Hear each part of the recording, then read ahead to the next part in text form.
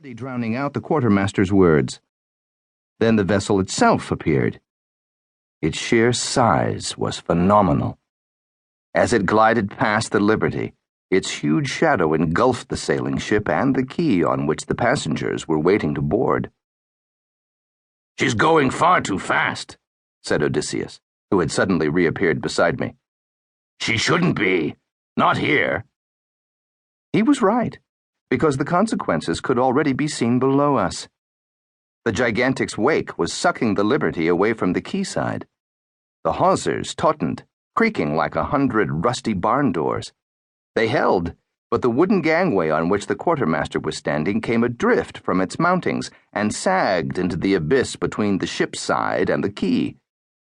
Arms raised and mouth agape, the man disappeared from the passenger's view like an actor abruptly quitting the stage via a trapdoor. "Damn it!" cried Odysseus. "He'll be crushed!" He vaulted the rail and clambered down the iron ladder like a monkey. "Throw me a rope!" he yelled. But it was already too late.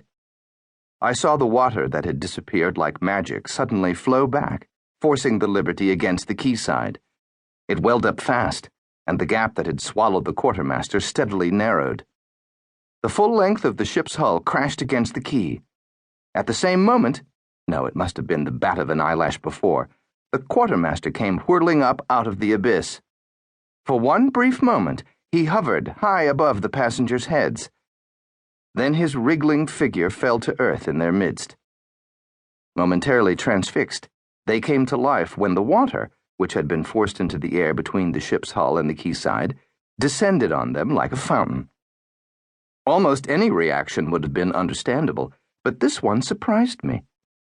Having formed a circle around the bemused quartermaster, who got up on all fours and then scrambled to his feet, the passengers applauded.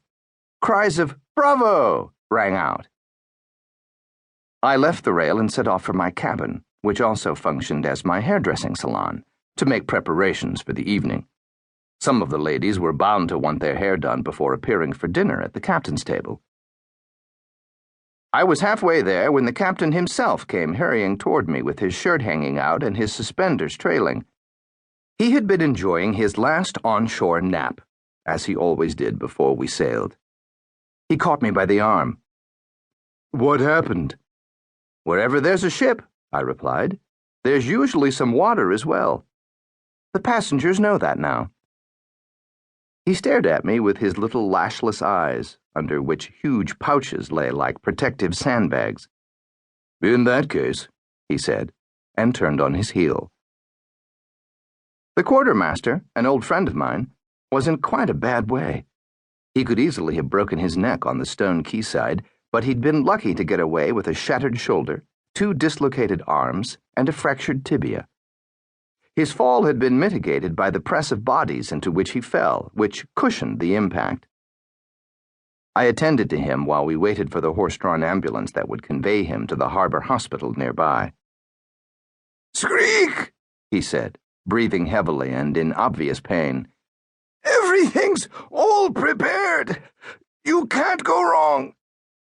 He asked me to take over the allocation of the passengers in his place. I was told to feel in his jacket pocket for the passenger list and the numbers of the cabins they had been assigned.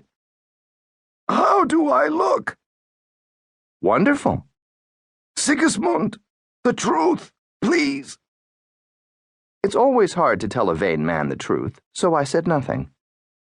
He gingerly felt the congealed blood on his forehead. "Thanks," he whispered before he passed out. I didn't have a list detailing the names of the others, the ones who would spend the voyage on the lower deck. The quartermaster called them les misérables when we were alone. Not that he meant to demean them. No, he pitied those passengers who could only afford a berth below the waterline, and he had, in all the years we'd sailed the Atlantic together, done much to make their long weeks below more tolerable. And the Liberty could be at sea for as many as 10 weeks if the wind dropped. He had, for instance, prevailed upon the captain to provide them with fresh water every other day instead of only once a week.